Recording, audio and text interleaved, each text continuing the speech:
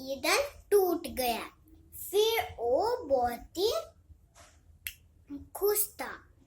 और जो दांत उसको उठाकर उसको दांत ब्रश कर कर, रात हुई थी ना, रात में हर दिन ब्रश करना चाहिए क्योंकि कभी कभी कैविटीज भी हो जाती है।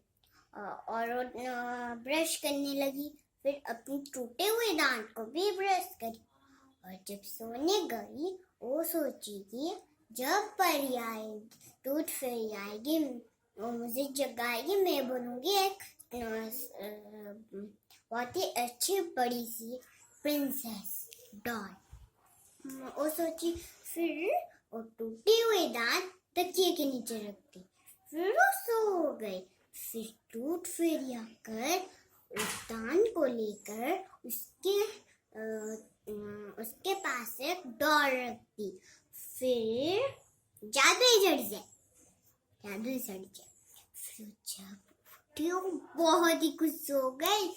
फिर उस नदी में रहता जल परी, उसको भी वही गिफ्ट दे दिया उस टूट फेरी ने। तो ये हमेशा कोई भी दांत टूटो हर दिन अपने पास रखनी चाहिए।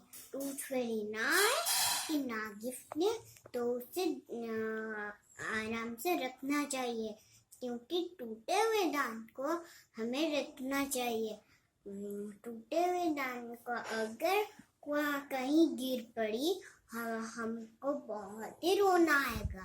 मेरा दांत टूटने पे मैं ही रोती हूँ क्योंकि मेरा दांत हमेशा मुझे प्यार करती है क्योंकि मेरा दांत इतना स्ट्रांग है।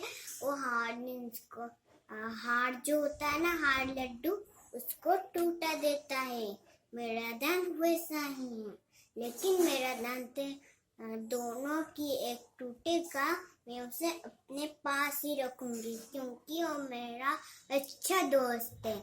और आप लोगों को ये वीडियो को, चैनल को सब्सक्राइब कीजिए और चैनल को लाइक कीजिए। अगर आप नहीं किए तो मैं वापस चली जाऊंगी अपनी गाँव, मम्मी और मेरी छोटी जो बेबी है। करोगे ना? ठीक, प्रॉमिस? तो मैं फिर से चली जाऊंगी। मैं भुवनेश्वर कहाँ आ गई, मैं वापस कहाँ चली जाऊंगी। और मैं आपको जादू दिखाने वाली हूँ। आप